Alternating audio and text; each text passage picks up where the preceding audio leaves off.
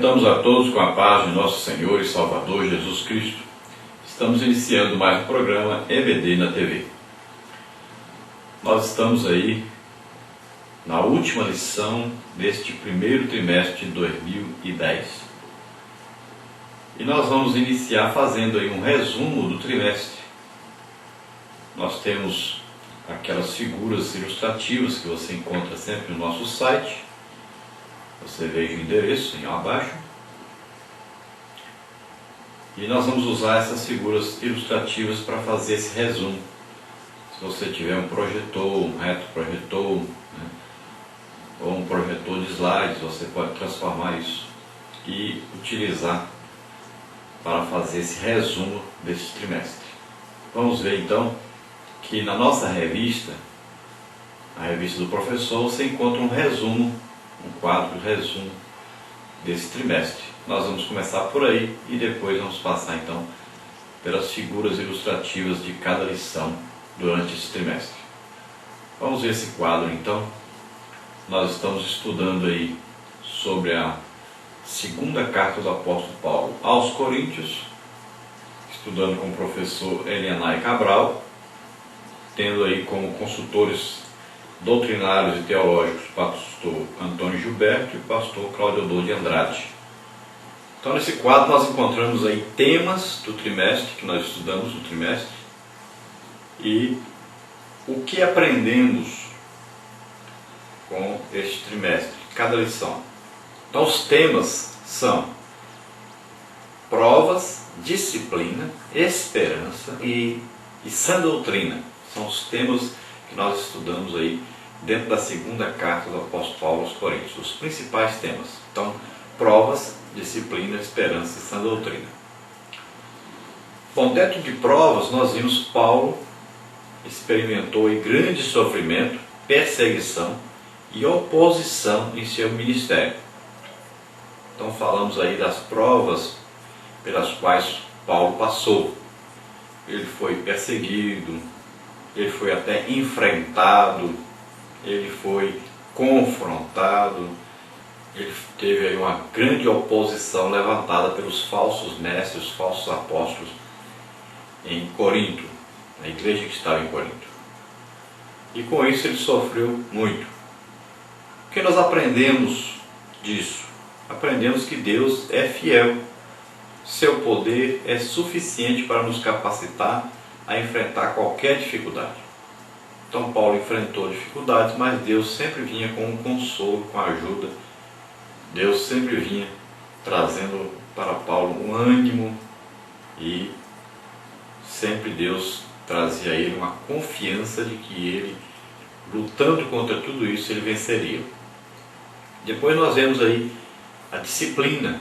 Então Paulo defende seu papel na disciplina da igreja. Nenhuma imoralidade, nem qualquer falso ensino deveriam ser ignorados. Então Paulo defende aí o seu apostolado e ele convence os coríntios de que ele pode levar a eles uma disciplina vinda de Deus. E ele fala sobre a imoralidade que havia ali e fala também dos falsos ensinos que estavam acontecendo ali por meio dos falsos apóstolos, por meio aí dos falsos mestres que haviam ali.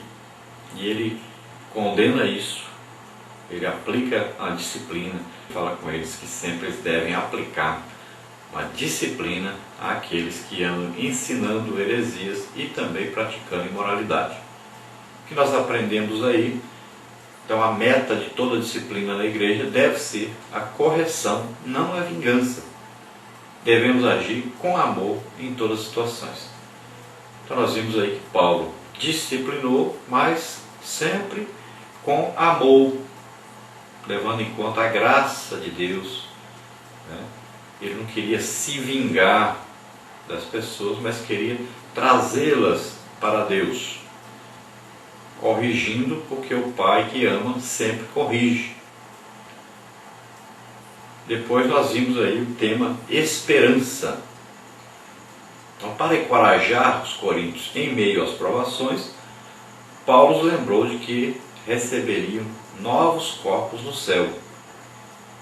Então Paulo fala da esperança futura como uma premiação se caso eles obedecessem à palavra de Deus, se eles ficassem firmes na palavra de Deus, nos ensinos que Paulo deu para eles, se eles permanecessem então na sã doutrina, eles teriam novos corpos, né? Estariam prontos para o arrebatamento da igreja. Então nós aprendemos daí que nós receberemos novos corpos, nosso serviço fiel resultará em triunfo. Então, se formos fiéis realmente à palavra de Deus, à vontade de Deus, permanecermos unidos, né, em comunhão com o Espírito Santo, nós alcançaremos então o arrebatamento da igreja e consequente morada eterna com Deus, vida eterna com Deus. Depois, a sã doutrina. Os falsos mestres desafiaram o ministério e a autoridade de Paulo como apóstolo. A sinceridade de Paulo, o seu amor a Cristo e sua preocupação com as pessoas eram a sua defesa.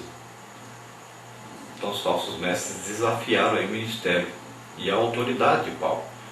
Eles confrontaram e disseram que Paulo então não era apóstolo, usando vários meios, né, para fazer isso, dizendo que ele não foi sustentado pela igreja, dizendo que ele vivia longe, diziam que por carta escrevia uma coisa, mas na presença deles ali era diferente, e várias coisas então nós vimos.